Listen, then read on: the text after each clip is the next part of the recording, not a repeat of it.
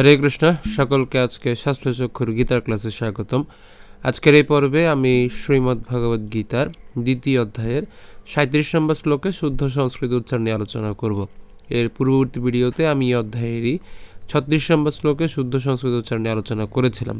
তো যারা পূর্ববর্তী ভিডিওটি দেখেননি, উপরের আই বাটনটি ক্লিক করে দেখে নিতে পারবেন। তো এখনও পর্যন্ত আপনারা যারা আমাদের এই শাস্ত্রচক্ষু চ্যানেলটিকে সাবস্ক্রাইব করেননি, কৃপা করে আমাদের এই চ্যানেলটিকে সাবস্ক্রাইব করবেন এবং ইতোমধ্যে আপনারা যারা আমাদের এই শাস্ত্রচক্ষু চ্যানেলটিকে সাবস্ক্রাইব করেছেন তাদেরকে অসংখ্য ধন্যবাদ।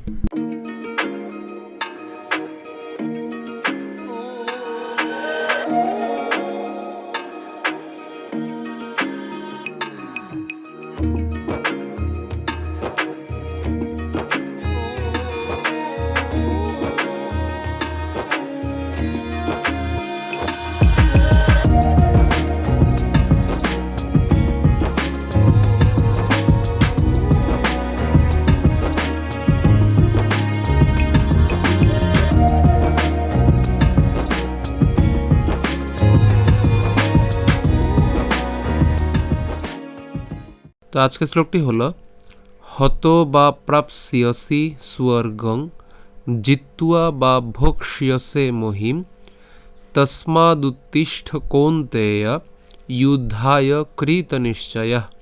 তো শ্লোকটি একদমই সহজ, আমরা একটু প্রথম থেকে খেয়াল করি। প্রথমে এর উচ্চারণ কী হবে? হত। তাহলে হত বা প্রাপস, আমরা এখানে যেটা উচ্চারণ করছি, এখানে প্রাপস পর্যন্ত উচ্চারণ করলাম। এই যে দেখুন, এখানে প আছে এবং দন্তাস আছে, তো প্রাপ পর্যন্ত। কেন প্রাপ? কারণ হচ্ছে হসন্ত হবে, তাই না? যুক্ত অবস্থায় আছে, তাহলে এর উচ্চারণ অর্ধেক হবে। তাহলে প্রাপ এবং হচ্ছে দন্তাস আছে, তো আমরা এটাকে একসাথে উচ্চারণ করলাম হচ্ছে প্রাপস। ঠিক আছে, প্রাপস। এবার এখানে যে জফলা আছে, এই জফলার জন্য আমরা জানি যে জফলার উচ্চারণ যেহেতু ইয়র মতো হয়, তাহলে ইয় হবে এবং হচ্ছে দন্তাস রসিক, অর্থাৎ প্রাপস ইয়সি, প্রাপস ইয়সি। এরপর সুয়ারগং। এখন কেন সুয়ারগং এটা আমরা জানি, এখানে কি আছে? দন্তাস আছে এবং এখানে যে ব আছে, এই বটা কি ব? আমরা জানি যে ইতোমধ্যে এটা হচ্ছে অন্তস্তব, আর অন্তস্তবের উচ্চারণ কার মতো হয়? উয়োর মতো হয়, তাহলে উয়ো। এবং যে রেফ আছে, রেফের উচ্চারণটা আমরা র হসন্ত পর্যন্ত রাখলাম এবং গং যেটা আছে, গংটাকে আমরা আলাদা করলাম। এখন এই অংশটুকু আমরা হচ্ছে একসাথে পাঠ করব। একসাথে পাঠ করলে কি দাঁড়াচ্ছে? সুয়ার গং। ঠিক আছে, সুয়ার, সুয়ার, দন্তাস এবং উয়ার, অর্থাৎ স উয়ার, তাহলে একসাথে উচ্চারণ করলে সুয়ার, সুয়ার গং। তা আমরা এটা ভেঙে দিয়েছি, কিন্তু উচ্চারণ করার সময় আমরা একসাথে উচ্চারণ করব। ঠিক আছে, তাহলে উচ্চারণটা কেমন হবে? সুয়ারগং। এরপর জিতুয়া, একই রকমভাবে আমরা এখানে ত পর্যন্ত উচ্চারণ করছি এখানে, তাহলে জিত, হ্যাঁ জিত, এবং যেহেতু আমাদের ব আছে, এটা হচ্ছে অন্তস্থ ব, যার উচ্চারণ উয় এবং তার সাথে আকার হয়ে জিত উয়া হয়ে গেছে, তাহলে জিতুয়া। এরপর বা ভোক্সিয়সে, ভোক্সিয়সের ক্ষেত্রে একটু খেয়াল করুন, আমাদের এখানে যেহেতু ক্ষীয় আছে, আর আমরা জানি যে ক্ষীয়কে যদি ভাঙাই তাহলে কি পাওয়া যায়? ক হসন্ত যোগ হচ্ছে মূর্ধন্য স। তাহলে আমরা এটার উচ্চারণ করার জন্য কীভাবে উচ্চারণ করছি? ভোগ, অর্থাৎ এই ক পর্যন্ত উচ্চারণ করলাম ভোগ, এবং যে মূর্ধন্য স আছে, মূর্ধন্য সকে আমরা উচ্চারণ করছি একসাথে। তাহলে উচ্চারণটা কেমন? ভোক্স, ভোক্স। ঠিক আছে, এখানে ভোক্স উচ্চারণ করতেছি, ভোক্স।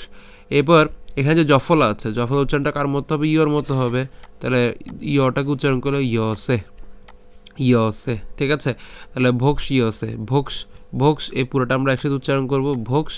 এরপর হচ্ছে কি? ইয়সে মহিম। এরপর তসমাদ, আমরা এখানে দ পর্যন্ত উচ্চারণ করছি, তসমাদ, তসমাদ, এই দ পর্যন্ত উচ্চারণ করলাম। এখন এখানে যে রস্যু আছে, এই রস্যুটা আমরা রস্য হিসেবে লিখতে পারি, তাহলে উত্তিষ্ঠ, উত্তিষ্ঠ, এবার লেখা যায় না? তসমাদ উত্তিষ্ঠ। এরপর কৌন্তেয়, যুদ্ধায়, যুদ্ধায় কৃত নিশ্চয়, যুদ্ধায় কৃত নিশ্চয়। একদম সহজ শ্লোকটি। তাহলে আমি যদি আবার প্রথম থেকে বলি, হত বা প্রাপ্স্যসি স্বর্গং জিত্বা বা ভোক্ষ্যসে মহিম তস্মাদ উত্তিষ্ঠ কৌন্তেয় যুদ্ধায় কৃত নিশ্চয়। তা অনুবাদ: হে কুন্তি পুত্র, এই যুদ্ধে নিহত হলে তুমি স্বর্গ লাভ করবে, আর জয়ী হলে পৃথিবী ভোগ করবে। অতএব যুদ্ধের জন্য দৃঢ় সংকল্প হয়ে উত্থিত হও। তো পরবর্তী স্লাইডে শ্লোকটি আমি ভেঙে দিয়েছি। তো আমরা একটু প্রথম থেকে একটু খেয়াল করি উচ্চারণটা কেমন হবে। হত বা প্রাপস, ওই যে আমরা দন্ত হসন্ত পর্যন্ত উচ্চারণ করলাম, প্রাপস ইয়সি সুয়ার, আমরা এটা পুরোটা একসাথে উচ্চারণ করবো বলেছিলাম। তাহলে সুয়ার্গং, তাহলে একসাথে উচ্চারণ করলে সুয়ার্গং। এরপর জিত্তুয়া, এটা আমরা একসাথে উচ্চারণ করবো জিত্তুয়া বা ভক্সিয়সে। তো এটা আমরা ভেঙে না দিয়ে আমি এইভাবে দিয়ে দিয়েছি, কারণ আমরা জানি যে ক্ষীয়কে যদি ভাঙি তাহলে কি পাই, ক এবং মূর্ধন্যস্ব পাই।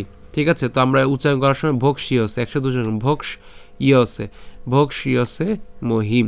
এরপর তসমাদ উত্তিষ্ঠ, তসমাদ উত্তিষ্ঠ কোন্তেয় যুদ্ধায় কৃত নিশ্চয়। ঠিক আছে, তো আশা করি আপনারা বুঝতে পেরেছেন।